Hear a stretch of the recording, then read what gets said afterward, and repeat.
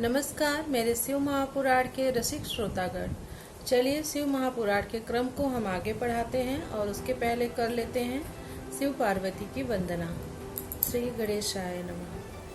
कर्पूर गौरम करुणावतारम संसार सारम भुजगेन्द्रहारम सदा वसंतम हृदयारविन्दे सदा वसन्तं हृदयारविन्दे भवं भवानी सहितं नमामि।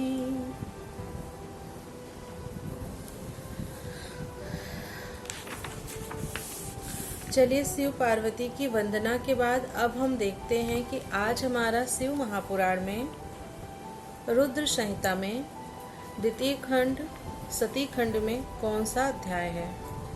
तो आज हमारा रुद्र संहिता के द्वितीय खंड सती खंड में अध्याय भी है दूसरा ही अथ द्वितीय अध्याय, और हमारे पाठ का नाम है सदाशिव से त्रिदेवों की उत्पत्ति, ब्रह्मा जी से देवता आदि की सृष्टि के पश्चात देवी संध्या तथा कामदेव का प्राकट्य। तो चलिए पाठ के क्रम को आगे बढ़ाते हैं। सूत बोले है नैमिषारण्य निवासिनी मुनियों।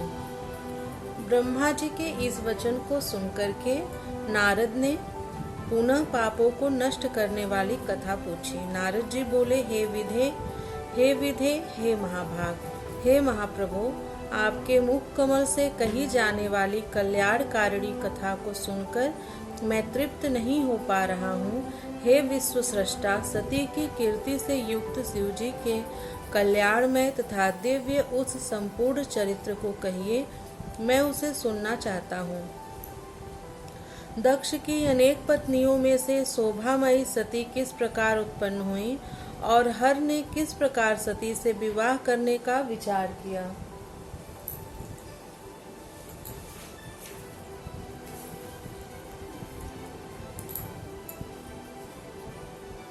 एक सेकेंड।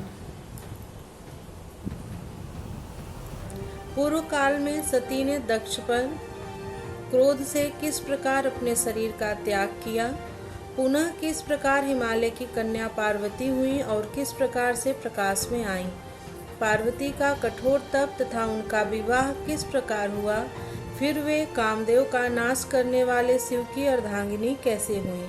हे महामते, इस सब बातों को आप विस्तार के साथ कहिए। आपके समान संशयों को दूर करने वाला कोई दूसरा न तो है और न ही होगा। ब्रह्मा जी बोले, हे मुने, शिव तथा सती के परम पावन दिव्य एवं गुह्य से गुह्यतम तथा परम कल्याणकारी चरित्र को सुनिए। हे मुने, पूर्व काल में परोपकार के लिए विष्णु द्वारा महान भक्ति से पूछे जाने पर शिव जी ने भक्तवर विष्णु से इसका वर्णन किया था। हे मुनि श्रेष्ठ, उसके बाद मैंने भी यह कथा शिव भक्तों में श्रेष्ठ बुद्धिमान विष्णु से पूछी। तब उन्होंने प्रीतिपूर्वक विस्तार से मुझसे कहा था। मैं सभी कामनाओं का फल प्रदान करने वाली एवं शिव के यश से युक्त उस प्राचीन कथा को आपसे कहूँगा। पहले भगवान शिव निर्गुण निर्विकल्प रूपहीन शक्ति से रहित चिन्मात्र एवं सत असत से परे थे। फिर हे विप्र, वे प्रभु सगुण द्विरूप शक्तिमान उमा सहित दिव्याकृति वाले विकार रहित तथा परात्पर हो गए। हे मुनि सत्तम, उनके वामांग से विष्णु, दक्षिणांग से मैं ब्रह्मा तथा हृदय से रुद्र की उत्पत्ति हुई। मैं ब्रह्मा सृष्टि करने वाला और विष्णु पालन करने वाले तथा रुद्र स्वयं लय करने वाले हुए। इस प्रकार सदाशिव के 3 रूप हुए। लोक पितामह मुझ ब्रह्मा ने उन्हीं सदाशिव की आराधना कर देव दैत्य मनुष्य आदि समस्त प्रजाओं की सृष्टि की। दक्ष आदि प्रमुख प्रजापतियों की तथा देव श्रेष्ठों की रचना में मैं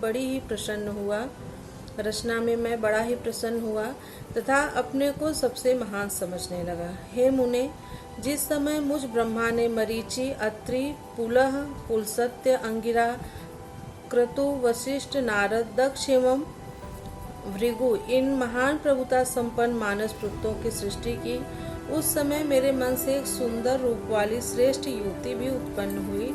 वह संध्या के नाम से प्रसिद्ध हुई, जो प्रातः संध्या तथा सायं संध्या के रूप में क्रमशः दिवाछांता तथा जपंतिका कही गई। वह अत्यंत सुंदरी, सुंदर भौहों वाली तथा मुनियों के मन को मोहित करने वाली थी। संपूर्ण गुणों से युक्त वैसी स्त्री देवलोक, मृत्युलोक और पाताल लोक में न तो उत्पन्न हुई है और न तो होगी। वह संपूर्ण गुणों से परिपूर्ण थी। उस कन्या को देखते ही उठ करके उसे हृदय में धारण करने के लिए मैं मन में सोचने लगा। दक्ष तथा मरीचि आदि लोक सृष्टा मेरे पुत्र भी सोचने लगे, हे मुनि सत्तम, मैं ब्रह्मा अभी इस प्रकार सोच ही रहा था कि उस समय एक अत्यंत अद्भुत एवं मनोहर मानस पुरुष उत्पन्न हुआ। हे तात, वह पुरुष तप्त सुवर्ण के समान कांति वाला, स्थूल वक्ष स्थल वाला, सुंदर नासिका वाला, सुंदर तथा गोल उरु कमर जांघ वाला, काले तथा घुंघराले बालों वाला, आपस में मिली हुई भौहों वाला, पूर्ण चंद्रमा के समान मुख वाला, कपाट के समान विस्तृत छाती वाला, रोम राज्य से सुशोभित, बादल पर्यंत ऊंचे गजराज के समान आकृति वाला, महास्थूल तथा नील वर्ण का सुंदर वस्त्र धारण किए, रक्त वर्ण के हाथ, नेत्र, मुख, पैर और अंगुलियों वाला, पतली कमर वाला, सुंदर दांतों वाला, मतवाले हाथी की सी गंध वाला, खिले हुए कमल के पत्र सदृश नेत्रों वाला, अंगों पर लगे हुए केसर से नासिका को तृप्त करने वाला, शंख के समान गर्दन वाला, मछली के चिन्ह से अंकित ध्वजा वाला, अत्यंत ऊंचा, मकर के वाहन वाला, पुष्पों के 5 बाणों से युक्त, वेगवान, पुष्प धनुष से सुशोभित, कटाक्ष पास से अपने नेत्रों को घुमाते हुए मनोहर प्रतीत होने वाला, सुगंधित श्वास से युक्त और श्रृंगार रस से सेवित था। उस पुरुष को देखकर मेरे दक्ष आदि पुत्रों का मन आश्चर्य से भर गया और वे उसे जानने के लिए अत्यंत उत्सुक हो गए। वासना से आकुल चित्त वाले मेरे उन पुत्रों का मन शीघ्र ही विकृत हो गया। हे तात, उन्हें थोड़ा भी धैर्य नहीं प्राप्त हुआ। वह पुरुष सृष्टा तथा जगतपति मुझ ब्रह्मा को देखकर विनय भाव से सिर झुकाकर प्रणाम करके मुझसे कहने लगा। पुरुष बोला, हे ब्राह्मण, मैं कौन सा कार्य करूं? मुझे जो कर्म करनी हो उस कर्म में मुझे नियुक्त कीजिए। हे विधाता, आप मेरे मान्य पुरुष हैं। मैं आपकी आज्ञा का पालन करूं, यही उचित है तथा इसी से मेरी शोभा भी होगी। मेरे लिए जो अभिमान योग्य स्थान हो तथा जो मेरी पत्नी हो उसे मुझे बताइए। हे त्रिलोकेश, आप जगत के पति हैं। ब्रह्मा जी बोले, उस महात्मा पुरुष के इस वचन को सुनकर मैं ब्रह्मा अत्यंत आश्चर्यचकित हो गया और थोड़ी देर तक कुछ नहीं बोला। फिर मन को नियंत्रित कर और आश्चर्य का परित्याग करके उस कामदेव को बताते हुए कहने लगा। ब्रह्मा जी बोले, तुम अपने इस स्वरूप से और पुष्पों के 5 बाणों से सभी स्त्री तथा पुरुषों को मोहित करते हुए सनातन सृष्टि की रचना करो। इस चराचर त्रिलोक में जीव तथा देवता आदि कोई भी तुम्हारा लंघन करने में समर्थ नहीं होंगे। हे पुरुषोत्तम, मैं वासुदेव अथवा शंकर भी तुम्हारे वश में रहेंगे। अन्य प्राणधारियों की तो बात ही क्या है।